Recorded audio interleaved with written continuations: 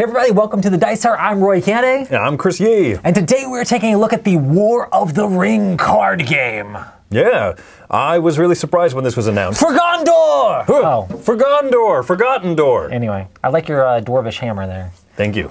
But yeah, so I am a huge fan of Lord of the Rings. I'm a huge fan of the War of the Ring, the board game, which I have played. You have not. We've talked about playing it a ton of times. Yeah, we were just trying to carve out the time for it. And so when this was announced, I thought, what I know about War of the Ring is a big epic game. Right. Odd that you would just make a little card game of it. Yeah, and I don't know that I would necessarily even call this a little card game, because it takes quite a while to play and there's a decent amount going on. But you'll get a viewpoint from both positions, having played the game a ton and not played the original game at all. Now we will take a look at the card game, so let me show you how that plays.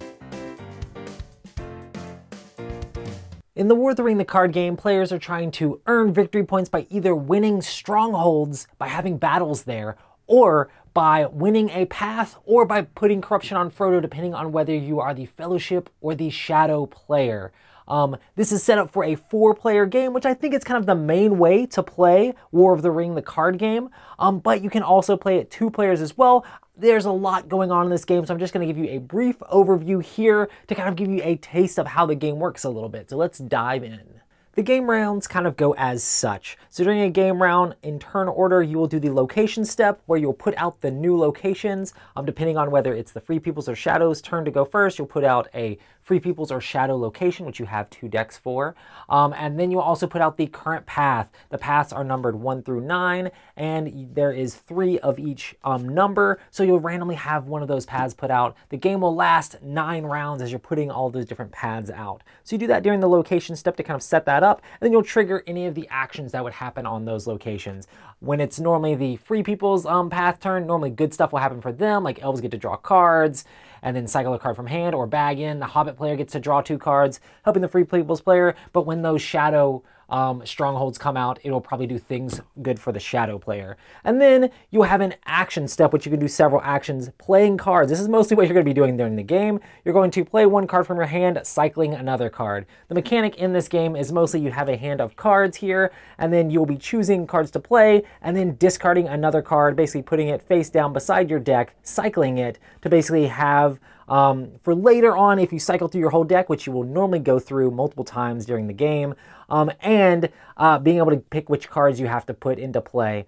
You can either put it into play at a location. So if I put this Frodo into play and discarded Riders of Rohan, he would be here on the path, contributing his strength to the path. Here you have a little icon down in the bottom corner. Also, you can only play a character if the number matches. So Frodo matches very well through all of the different paths, but sometimes you'll have characters with numbers here that they can't be on every single path. If you win a path, you will get the victory points here.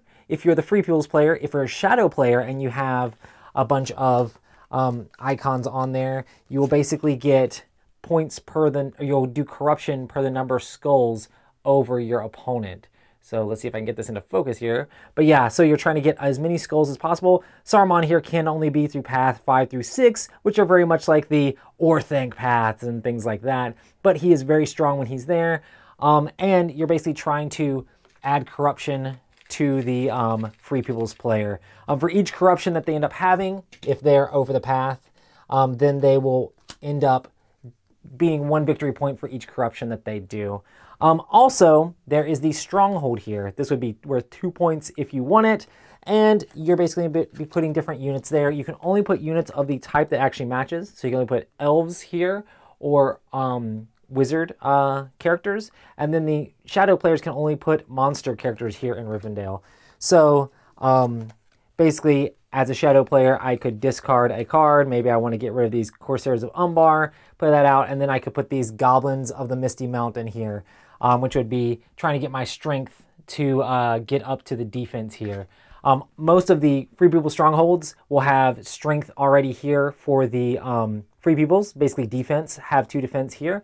And then the Shadow strongholds will have defense for the Shadow side. So basically, depending on which stronghold it is, they're already going to be defended. So here, the Shadow player would still be losing Rivendell. They would have to get more characters out that are monsters to kind of tie it up. The ties normally go to the owner of the stronghold, but if you're able to get a ton of strength out there and your opponent wasn't able to quite have enough strength to match, then you would be able to stop them. Like say they got the Balrog and the Cave Troll and the Goblins of Misty Mountain, which would be hard to do. You'd have to have a very large hand size to do that, but maybe you could pull together or use some special abilities to draw more cards.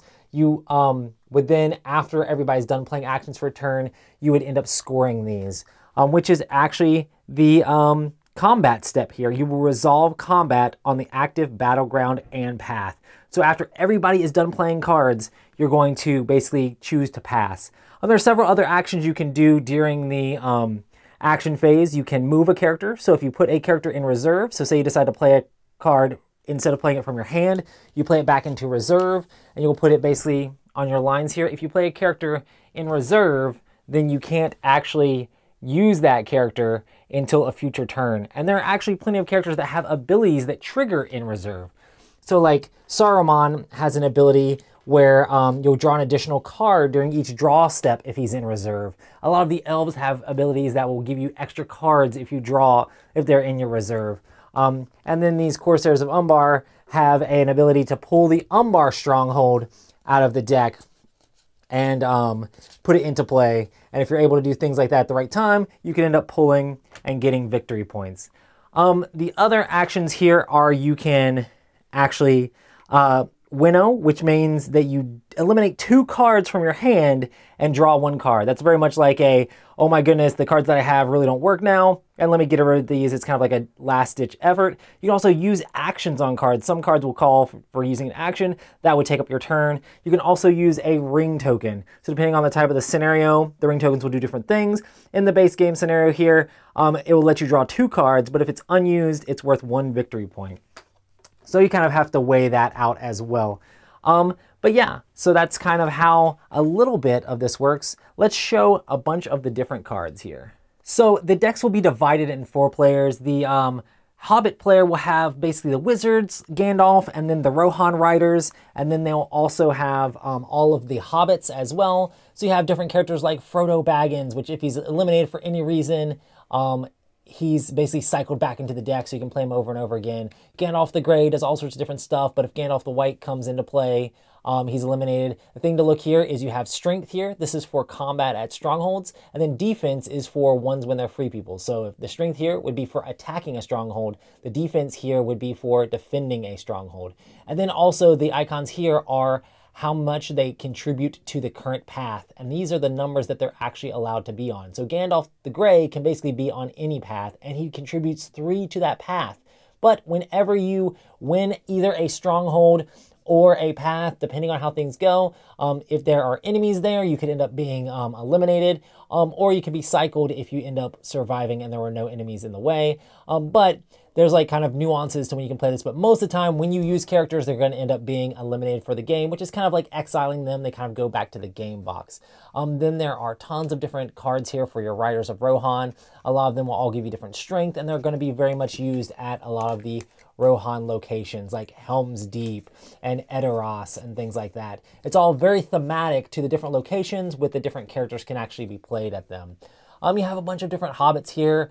There's another card type that is items. Those can only be played on specific people. So this would only be able to be played on Frodo or Sam. And the thing that it does is it adds extra strength to the path there. So it makes it even better to play this if you're able to get this on Frodo. Frodo, instead of adding 1 strength to the path, would end up adding 2. Of course, any card you play, you're going to have to discard another card to get into play. So it takes a little bit of work to get all that stuff out.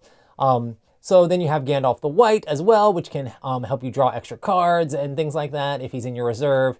And then the Wizards also have a bunch of the Ents here in the deck. And we do have Gimli and his Dwarven Axe, which he's good at sight 3 through 9, and he's got a little bit of strength there that he can help at Dwarven fighting locations. And then you have a bunch of Hobbits here, which can do all their different stuff. The good thing about the Hobbits is they're basically good on the path hardcore because they're very good at trying to protect Frodo and get him to the last site and throw the ring in Mount Doom there. But yeah, as the other Free People's deck, you're going to have the Elves and then the Dunedain, which are like the humans. they're basically going to be able to be played at those types of locations, and they're all going to do very unique things. The main thing about this game is there's a lot of thematic stuff, which kind of makes it super interesting. Like you have Strider, and if Aragorn comes into play, Strider goes away, and things like that. And then Arwen helps Strider and Aragorn have extra strength and work better on the path.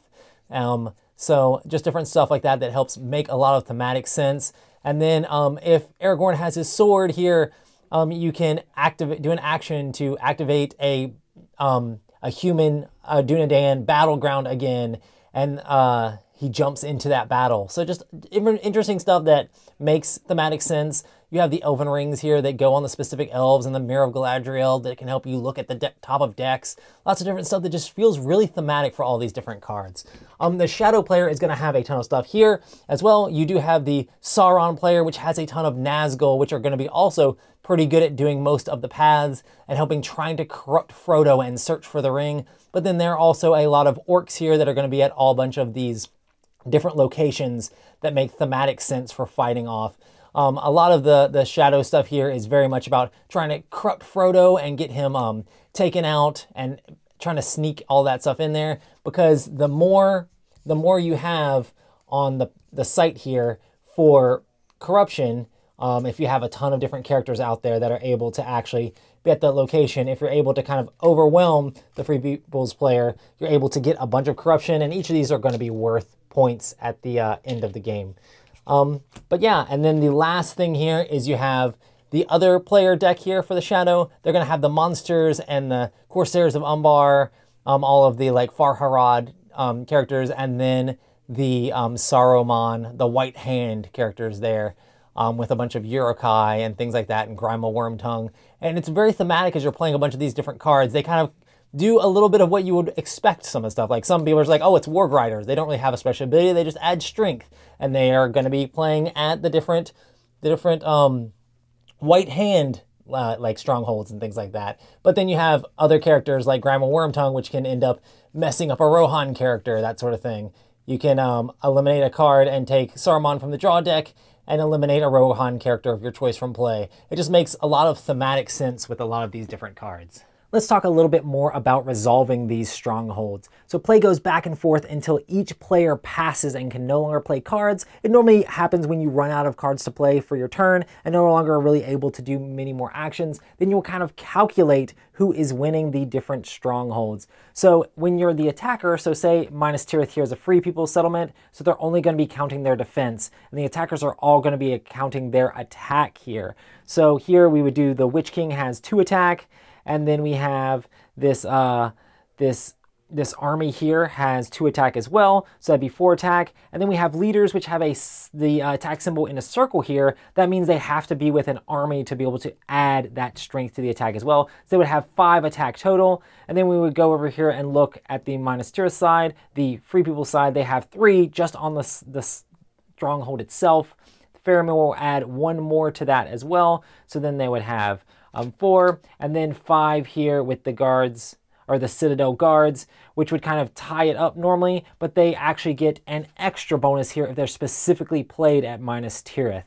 So that means it would definitely be a Free People's win here, and Minas Tirith is actually worth 3 victory points. So after everybody is done and we're calculating that up, they would take that and put it in their victory point pile. The path is slightly different from that. The path, you're going to have characters out on the path and trying to have more committed to the path than the Shadow player has their guys out there. So Grima Wormtongue could technically be on the first path there at Bag End. You could have some Barrow Whites there. You could have the Flocks of Crowbine, and that would be kind of even there. As a Shadow player, they would have to commit a ton to actually be able to take it away from Gandalf, just because he's really good at being able to help the Fellowship get along their way. But if you're able to at least force them to play their Gandalf out, then he won't be able to help out other strongholds and things like that. There's a lot of back and forth in this game of trying to bait your opponent's cards out of their hand or make them use certain things to help them pull them out of their reserve that they're kind of saving up to kind of beast things. at the end of the game, after the site 9 or the 9th turn has been resolved, then the players would count up their score, and whoever has the most current victory points would win. So if you're able to, the free peoples would just count all of their sites and paths, basically the points in the corner here, and then the shadow player would count up all of their strongholds and any corruption they have added as well by winning paths on their side. They would count that as well. Whoever ends up having more would be the victor for the entire game. There is a rule that if you get 10 points over the other player before, basically at the end of any round, before a new turn starts, you're going to end up having an automatic victory. So you're kind of like overwhelming your opponent so much that you're able to win the game. And that is kind of how you play. A super brief overview of a little bit of how the War of the Ring card game works. There's definitely a lot going on in this game with eliminating cards and taking different stuff out and figuring out exactly which card to play. But let's take a look at mine and Chris's thoughts.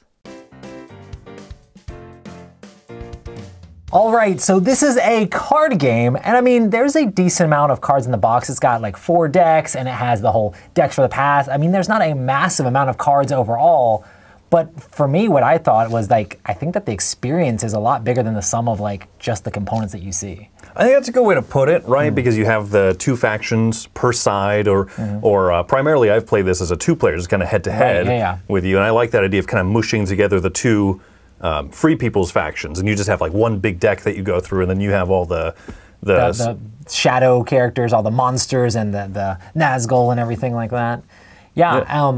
It's definitely interesting. I mean, and it's kind of interesting the fact that like I feel like this is primarily a 4-player game overall, but it plays well at 2 players as well. But it's like an epic card game almost, like just the fact that it's long and there's a lot of stuff going on. You're playing these cards out. The main mechanic of the game is you have to discard a card, or what is it called?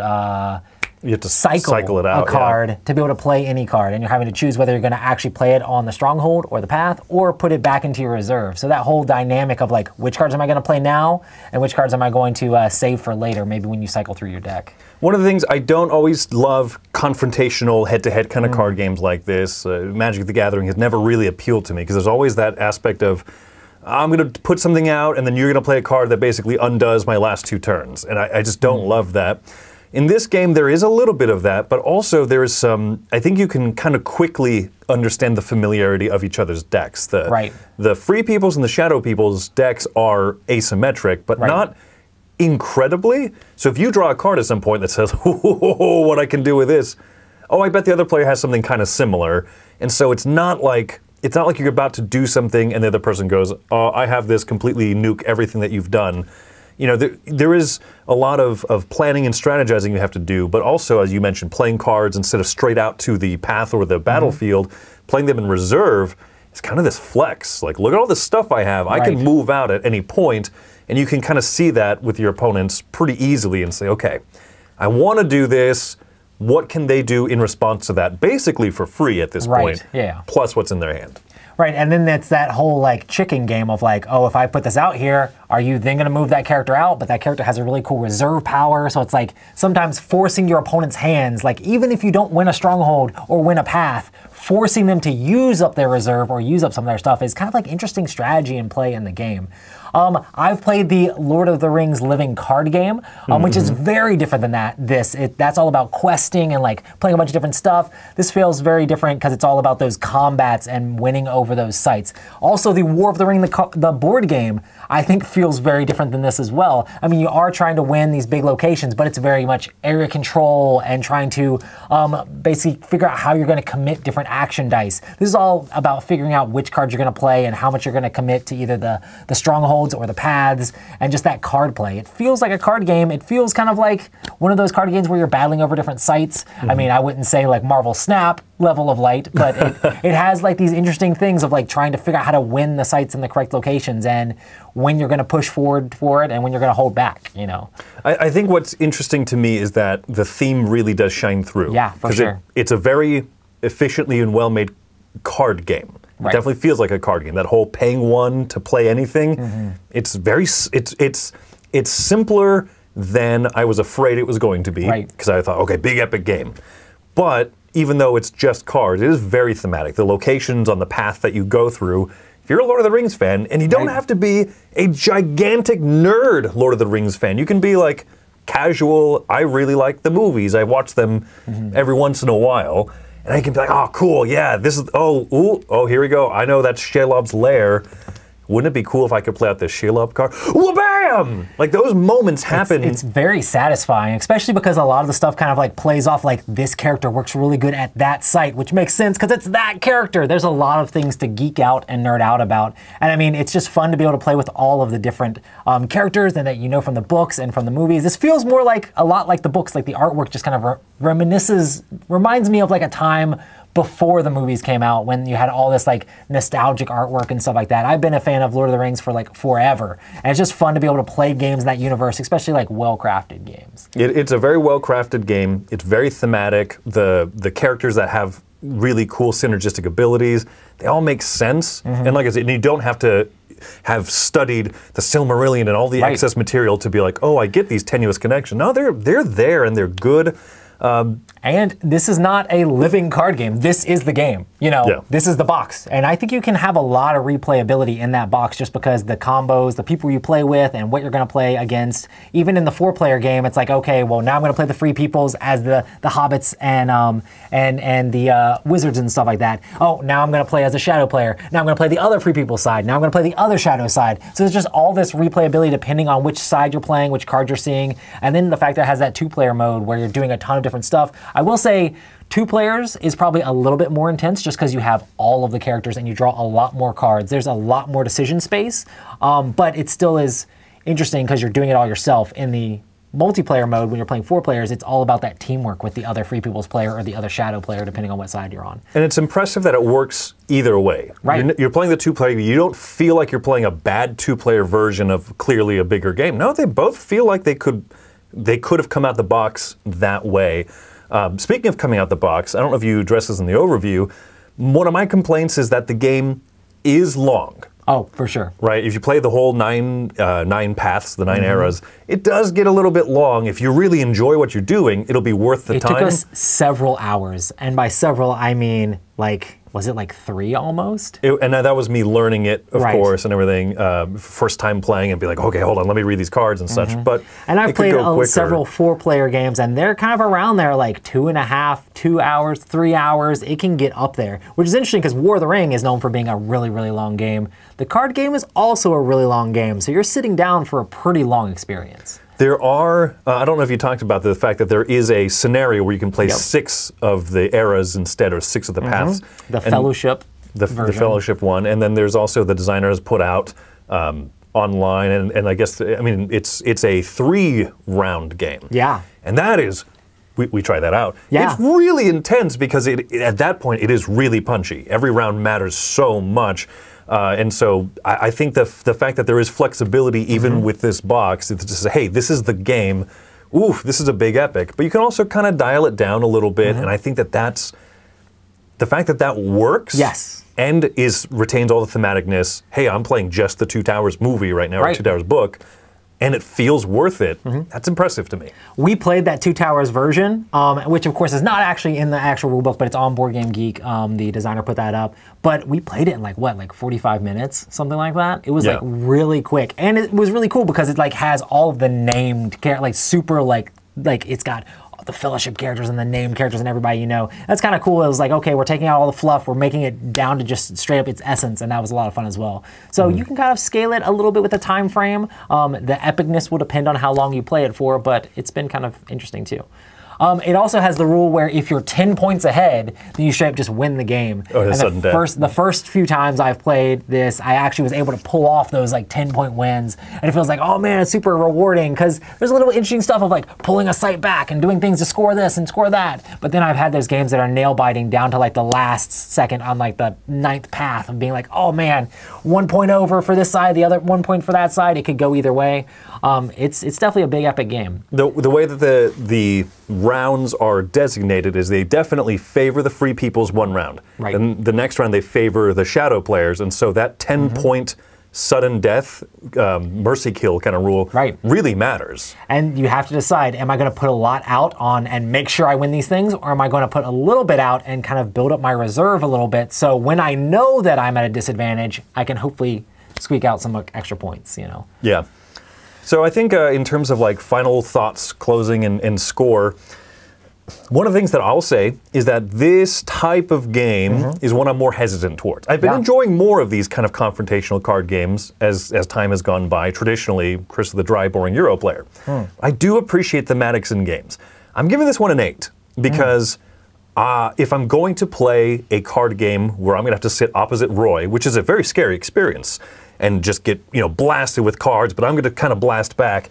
This is what I would reach towards, especially the fact that there is that scalability in scenarios. The fellowship scenario, the 6-round one, is in the box officially, and so that's something I think I'll come to more. But every once in a while, I think it would be fun to say, let's go big, let's go epic, let's do the whole thing. The fact that it's a 2- and 4-player game and both work really well and feel good, that's impressive to me. That's an 8 for me. For me, this was my favorite game of last year. I already had it on my top 10 list for that. This is a 9.5 for me. I love this game. I love the War of the Ring game. I think I still probably rate it a little bit higher just because I love the big epic scope of it. But I have a blast with this. I love collectible card games. This is not that. I love living card games. This is not that. It gives you that feel, but just in a box, like a complete package of that sort of game. I played this at 4 players. I played at 2 players. I played long scenarios. I played short scenarios. I played this game a ton. It's probably one of the most played games I've had, with last year and this being such a long game makes that kind of impressive. So I played it with a bunch of different groups of people. I've had a blast with it. So if you're into Lord of the Rings, if you're into that theme, this definitely has it. If you're into card games, this definitely has a lot of interesting, exciting card play as you're battling over those locations. So yeah, 9.5 for me. All right. But yeah, that is the War of the Ring, the card game. I have been Roy Kennedy. I continue to be Chris Yee. And there may be a day when the strength of board games fails, but this is not that day. Today we fight! I